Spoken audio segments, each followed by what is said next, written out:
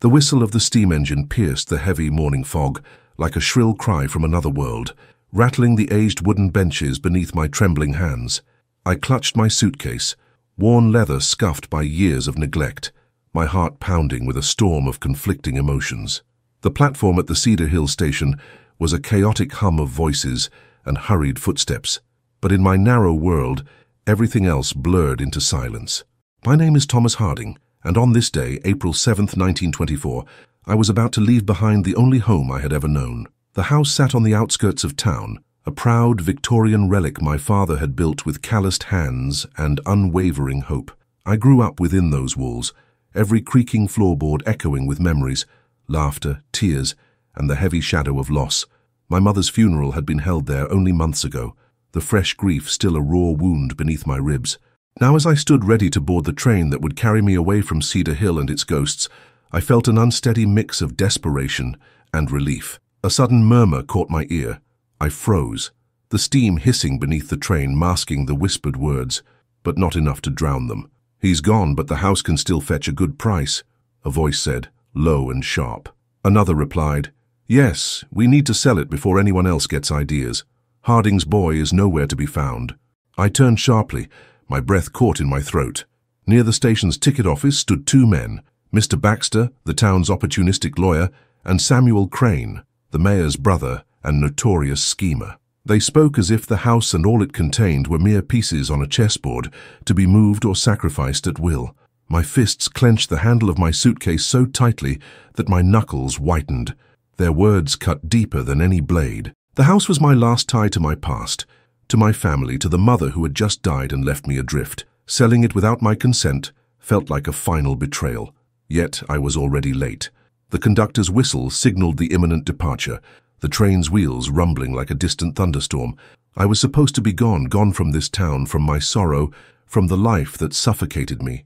But now hearing them speak about my home as if it were an object up for auction ignited something fierce within me, a fire of defiance and a desperate need to reclaim what was mine. I stepped back behind a wooden post, heart racing, and considered my options. The train would leave in mere minutes. Could I confront them now? Should I fight for the house or let it go, starting anew elsewhere? The choice seemed impossibly heavy. As the steam billowed, swallowing the platform, I made a decision. Whatever the cost, I would not let them erase my past without a fight. I approached the men with a steady voice, trying to mask the tremor beneath. "Mr. Baxter, Mr. Crane, what makes you think you can sell my family's home without my permission?" They turned, surprise flashing across their faces, quickly replaced by sly smiles. "Harding, boy," Baxter sneered, "your mother's debts are considerable. We're just settling her affairs." Crane added coldly, "You disappeared for months. No one's seen you. The town's moving on." A hot anger rose within me. "My debts are not for sale, and this house belongs to my family." Baxter laughed. "Dreams don't pay bills, Thomas." At that moment, the conductor called out, "Last call, doors closing." Time split before me. Leave with my burden or stay and face the storm. My mind flashed back to my mother's frail hands, pressing a letter into mine, her eyes pleading for me to keep the family together. I couldn't abandon her memory. With a surge of will, I pulled my suitcase from the ground and strode toward them. "I'm staying. This house isn't yours to sell." Their smiles faltered, replaced by cold calculation. "We'll see about that." The train's whistle screamed again as it began to move, the wheels grinding with relentless force. I was no longer a man fleeing his past. I was a man about to fight for his future. The air hung heavy with the acrid scent of coal smoke and damp earth as I walked away from the station, my footsteps echoing on the cracked pavement. I carried my suitcase, but it felt heavier now, not from its weight, but from the invisible burden settling on my chest. I had chosen to stay, but the war had only just begun. Behind me, the train's whistle faded into the distance, carrying with it the dreams of escape and anonymity. Instead, I was tethered to Cedar Hill, to its murmuring streets and the old house that awaited like a sleeping giant. That house, its very image haunted my mind, tall, proud, and stubbornly refusing to yield to time. The paint peeled in places, and the garden had turned wild, but it was home. And somewhere inside it I knew were the answers I needed to uncover. I had left town 6 months prior, chasing shadows of hope in the city. Work, a fresh start, a chance to forget the crushing grief that had swallowed me whole after Mother's death. But the city was a maze of strangers and cold faces, and the pain had only sharpened. Letters from home had gone unanswered. I had no strength left to face the memories. Yet here I was, back on the streets I had tried to leave behind. A figure emerged from the fog, limping slightly with a cane. It was old Maggie, the town's healer and secret keeper. Her eyes, sharp as flint, met mine without hesitation. "Thomas Harding," she said quietly, "you're stirring the hornet's nest." "I have no choice," I replied, voice rough. "They want to sell the house. I can't let that happen." She studied me for a moment, then reached into her coat pocket and pulled out a faded photograph. "Your mother left more behind than debts, secrets. You'll find them in that house, if you're brave enough." I took the photograph, hands trembling. It was a picture of my parents, but behind them, faint in the background, was a shadowy figure I did not recognize. "Who is this?" I asked. Maggie's face darkened. No one speaks her name anymore, but she had eyes everywhere, someone who knew every sin, every secret of Cedar Hill. My mind reeled. What did my mother know? What had she hidden? A sudden chill swept through me as I realized the fight for the house was more than about walls and debts. It was about the truth, buried beneath generations of silence. As I made my way home, the streets whispered stories I thought I'd left behind. Children played under the watchful eyes of neighbors, the baker shouted orders, and the church bell tolled mournfully. But beneath this ordinary facade I sensed a tension, a history clawing to be uncovered. The house loomed ahead, its windows staring like dark, unblinking eyes. I hesitated, then stepped onto the creaking porch. The door protested with a rusty groan as I pushed it open, revealing the dust-laden interior, frozen in time. In the dim light I noticed a small envelope tucked beneath a floorboard near the fireplace. My pulse quickened as I pulled it free. The handwriting was unmistakably my mother's. "Thomas, if you are reading this, it means I am gone. But there are things you must know, secrets that could destroy or save us all. Trust no one outside this house. The truth lies in the attic." My breath caught. The attic, the place I had avoided since childhood, afraid of the shadows and silence that clung there. I made my way upstairs, each step creaking underfoot like a whisper of the past. The attic door was locked, but years of neglect had loosened the frame. With a grunt, I forced it open. Inside, dust motes danced in the narrow beam of light that seeped through the grimy window. Boxes were stacked in haphazard towers, covered with faded cloth. I pulled one aside, uncovering an old trunk bound with iron straps. Heart pounding, I released the locks and lifted the lid. Inside were bundles of letters, faded photographs, and a small leather-bound journal. I opened the journal and began to read. The words on the pages spoke of love and betrayal, of whispered meetings under moonlight, and a shadow that had haunted Cedar Hill for decades, someone who threatened to tear my family apart. Suddenly, a noise below made me freeze. Footsteps. Slow, deliberate. Someone was in the house. I slammed the trunk shut and extinguished the lamp. Heart hammering, I crept to the attic window and peered out. The silhouette of Mr. Baxter appeared on the porch, eyes scanning the house. His lips moved. "He's still here. He's meddling where he shouldn't." I realized then that the battle for the house was just the beginning. The past was alive, and it was coming for me. The sun had long disappeared beyond the horizon when I finally descended from the attic, the weight of my mother's secrets pressing heavily on my mind. The house, once a sanctuary, now felt like a labyrinth of whispers and unseen eyes. I paced the dimly lit parlor, my fingers trailing over the worn edges of the furniture, as if searching for something solid to cling to in this whirlwind of doubt. My mother's journal lay open on the table, its fragile pages a map to a world I had never known, one filled with betrayal, danger, and a web of lies that stretched far beyond Cedar Hill. Each word I read pulled me deeper into a mystery that seemed to threaten not only my family's legacy, but my very life. A knock at the door shattered the silence, sending a jolt through my chest. I hid the journal beneath a loose floorboard just as the door creaked open. It was Elizabeth. Her dark eyes, always so full of quiet strength, flickered with concern. Elizabeth had been my mother's closest friend and mine since childhood. She had stood by me through every hardship, yet tonight her presence felt like a fragile thread in the storm. "Thomas," she whispered, stepping inside. "I heard you arguing with Baxter at the station." "I'm staying," I said, trying to sound braver than I felt. "I won't let them sell the house." She nodded, but her gaze darted nervously toward the window. "There's more at stake than you realize." I closed the door behind her and gestured toward the journal on the table. "My mother left this for me. She spoke of someone dangerous, someone watching us. Elizabeth swallowed hard. There are things about this town you don't know, Thomas. Things your mother tried to protect you from. I looked at her, searching for answers. What do you mean? She hesitated, then reached into her coat pocket. This. She produced a small silver locket, tarnished but familiar. I recognized it instantly. It had belonged to my mother. Where did you get this? I asked. Elizabeth's voice was barely a whisper. I found it near the old mill. I think it's a warning. A chill ran down my spine. The old mill had been abandoned for years, a place children dared only to avoid. Now it seemed to hold the key to a secret I was determined to uncover. We made a plan to visit the mill at dawn, hoping to find clues that might explain my mother's fears. But as the night stretched on, I couldn't shake the feeling that eyes watched me from the shadows, that the past was closing in, like a noose. Sleep was elusive. Every creak of the house sounded like a threat, every whisper of wind a sinister voice. When morning finally arrived, I met Elizabeth outside the house, her face pale but resolute. Together, we walked toward the mill, each step stirring the dust of forgotten days. The building loomed ahead, a skeletal frame of broken beams and shattered windows. Inside, the air was thick with decay and secrets.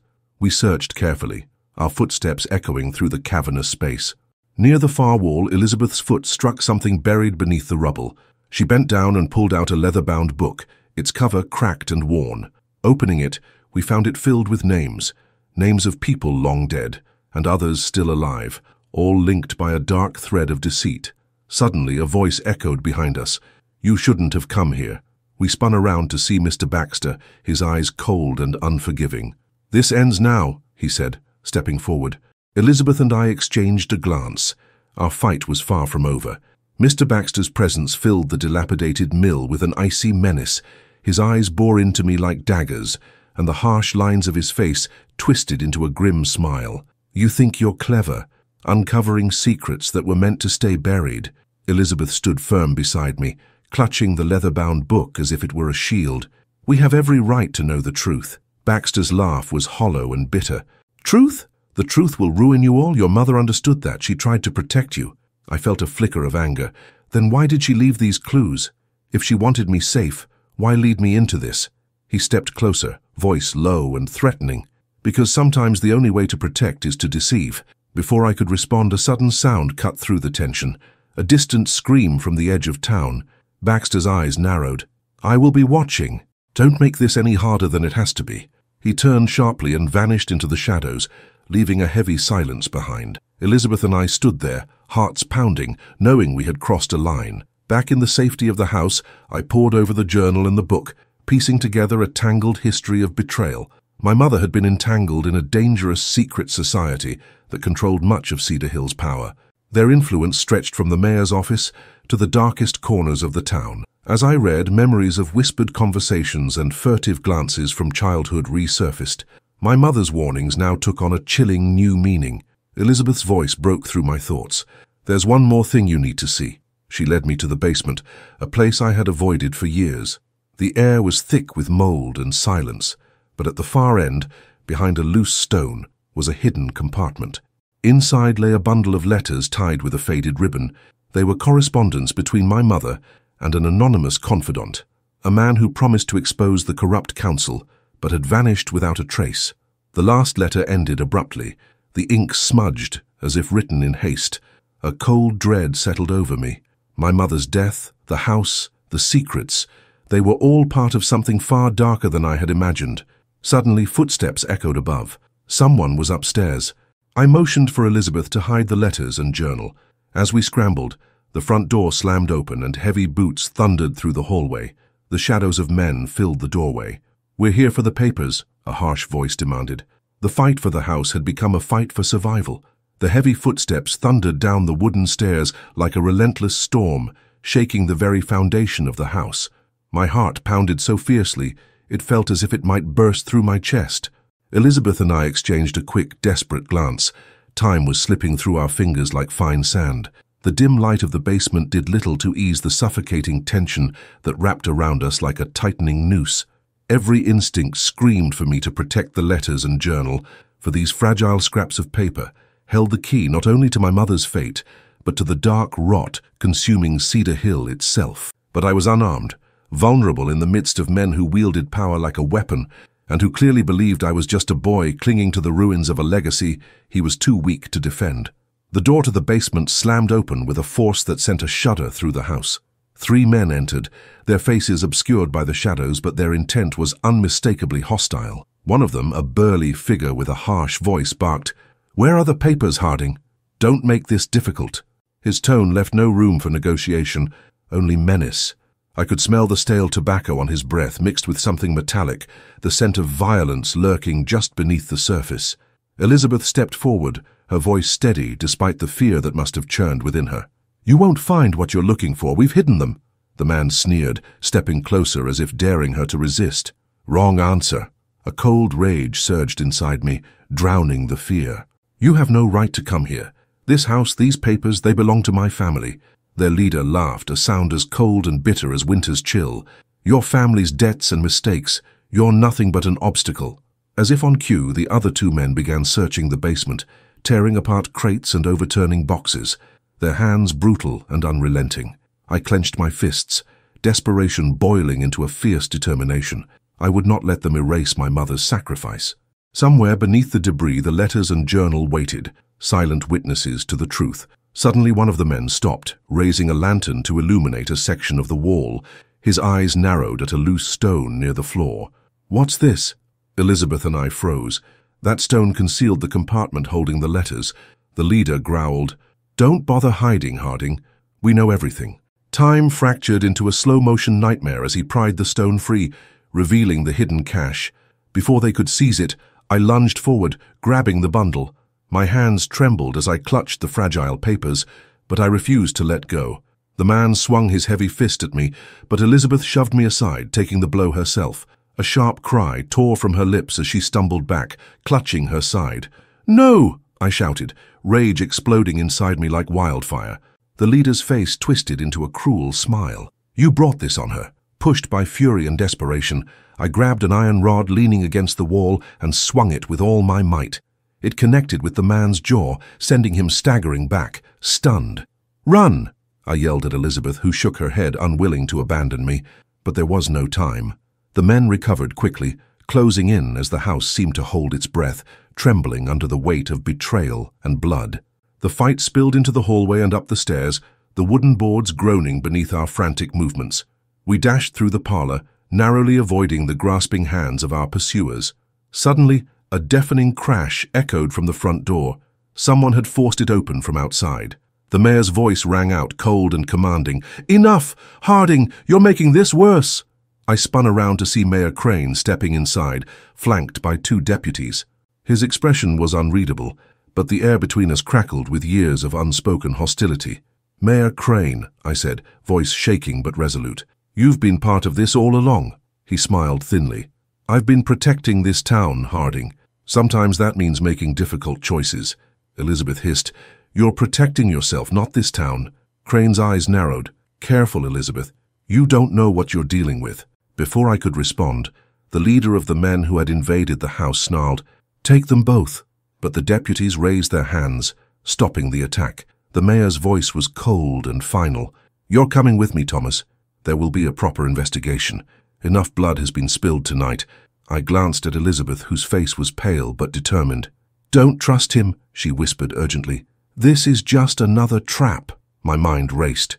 Was there any hope for justice in a town where the mayor and the corrupt lawyer were entwined in the same dark web?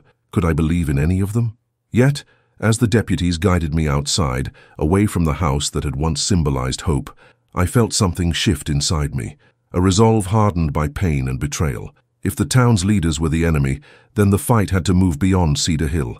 The letters, the journal, the secrets, they were weapons now, tools to expose the corruption and reclaim what had been stolen. As the cold night air bit into my skin, I vowed silently to my mother's memory that I would not rest until the truth was brought to light, no matter the cost.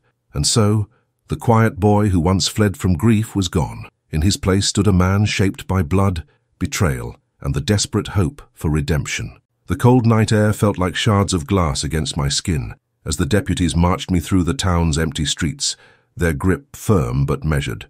My mind was a tempest, swirling with questions and dread, but beneath it all, simmered an unshakable determination.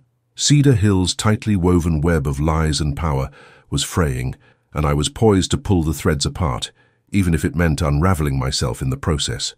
We reached the town jail, a modest brick building that looked far too small to hold the weight of the secrets it now guarded. The deputies shoved me inside a cramped cell, the iron door clanging shut with a finality that echoed like a death knell. The dim glow of a single lantern cast long, haunting shadows on the stone walls. I sank onto the cold bench, clutching the leather-bound journal and letters close to my chest.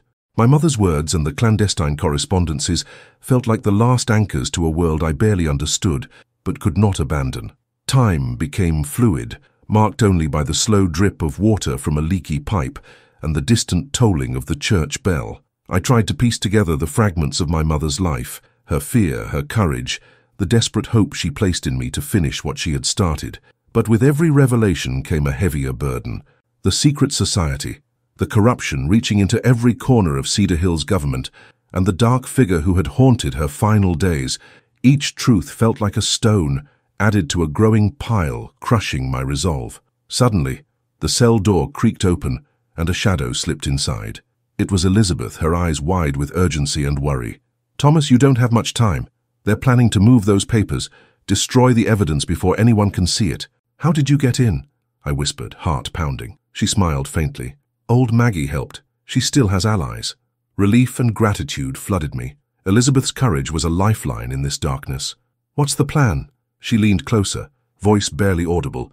"We need to get you out, tonight, and then we must find the missing pieces." Those letters hinted at more, something hidden deeper than the journal. My mother's friend disappeared for a reason, and I believe the answers lie beyond Cedar Hill. I nodded, the weight of the moment settling over me like a cloak. Whatever it takes. As if summoned by our resolve, the heavy footsteps returned, and the cell door slammed open once more. But this time it was not deputies or enemies. Old Maggie stood there, her face a mask of determination. "Time to go," she said simply. With a mixture of fear and hope, we slipped into the night, the jail's oppressive walls shrinking behind us. The town was cloaked in silence, but every shadow seemed alive with menace. We moved quickly, avoiding the patrols and watchful eyes that now hunted us. Old Maggie led us to a hidden cellar beneath an abandoned bakery, an old safe house where we could regroup and plan. There, surrounded by flickering candlelight, Elizabeth and I pored over the documents once more. The leather-bound book contained coded messages, names and dates, a secret ledger chronicling the society's dealings over decades. The final entries hinted at a betrayal that had cost a life and a treasure hidden away, something powerful enough to topple the corrupt elite. As dawn approached, exhaustion and fear warred within me. But beneath the surface, a fierce hope burned. The fight was far from over, but now I was no longer alone. Elizabeth squeezed my hand, her eyes shining with resolve. "And we'll expose them. For your mother, for Cedar Hill." I looked out at the first light creeping over the horizon and whispered a vow to the wind. "I'll make them pay." The morning light barely filtered through the grimy windows of the abandoned bakery cellar where we hid. Outside, Cedar Hill stirred awake, unaware of the storm brewing beneath its surface. The air inside was thick with dust and secrets, while candlelight cast flickering shadows on cracked walls. Elizabeth and I sat close, the worn leather-bound book open between us. Each page revealed more than names and dates. It told a story of power, betrayal, and silent bloodshed. Tracing the faded ink, a chill ran through me. The ledger detailed transactions, favors, bribes, and threats, implicating nearly every influential family, including Mayor Crane and Mr. Baxter. It was a poisonous web controlling the town's fate while keeping citizens blind. Hidden within was something darker, a coded ledger, known to only a few, describing secret meetings, disappearances, and stolen wealth funding their rise. My mother's journal called it "The Truth Beneath the Lies." Now, staring at the ciphered entries, I understood the real danger. Exposing it wouldn't just ruin reputations, it could destroy lives, including ours. Elizabeth whispered, "If we decode this, we can reveal everything. But we need help, someone who understands these codes."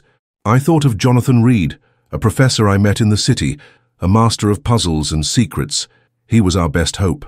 Before we could plan further, a sudden noise outside froze us, the scrape of boots on gravel and murmured commands. Someone was searching for us. The days that followed were filled with cautious moves and whispered conversations.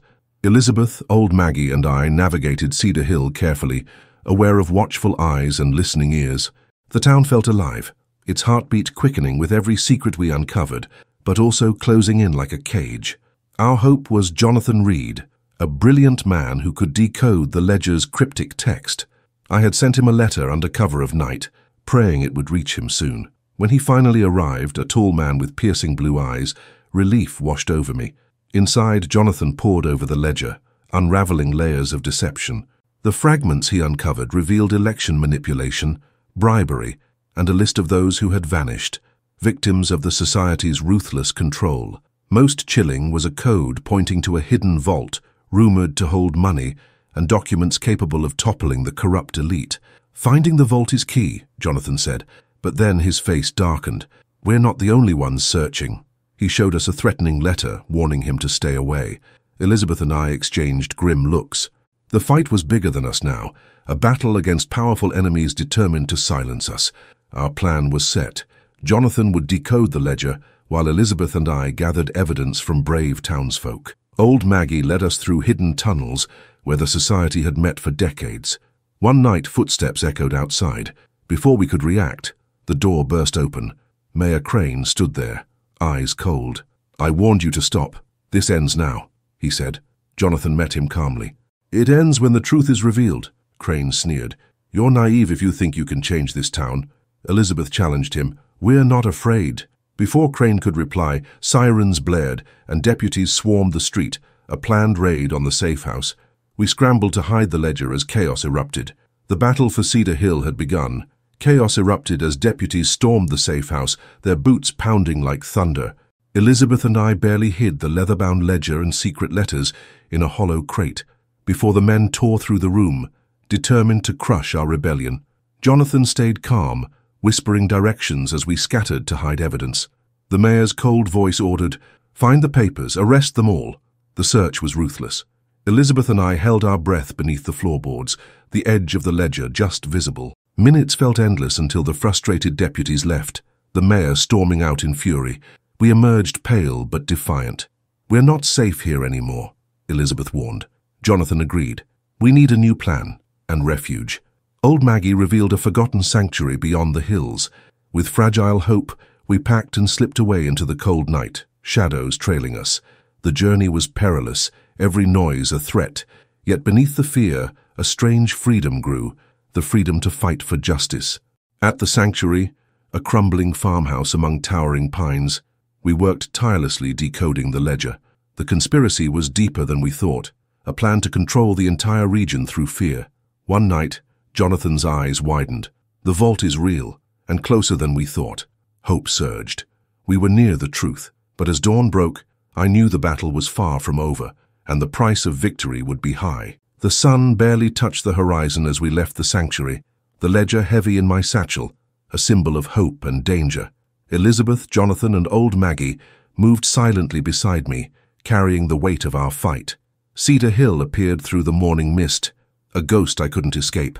But I was no longer the frightened boy I had been. I was a man forged by betrayal and fire, determined to reclaim what was stolen. Our goal was the vault beneath the town's oldest church, the heart of the secret society's power. The heavy oak doors creaked as we entered, the air thick with age and silence. Jonathan led us to a trap door under the altar. We descended into darkness, reaching a heavy metal door covered in ancient symbols. Using clues from the journal and ledger, Jonathan unlocked it. Inside, crates of stolen wealth and damning documents awaited, proof of greed and cruelty. Suddenly, the door slammed behind us. Mayor Crane and Mr. Baxter appeared, faces twisted with anger. "Thought it would be easy?" Crane sneered. Elizabeth's eyes blazed. "Your reign ends today." Outnumbered but unyielding, we faced them. I grabbed documents, waving them defiantly. "The town will know the truth. The lies, murders, thefts." Crane snarled. "You'll never leave alive." A brutal fight broke out. Then, from the stairwell, came a roar. The townspeople, armed and determined, had arrived. The corrupt elite's hold shattered as the truth spread like wildfire. In the end, justice prevailed. Mayor Crane and his cronies were arrested, their secrets exposed.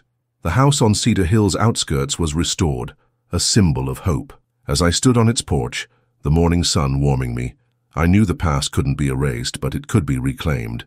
The fight had changed me. I was ready to build a future worthy of the Harding name.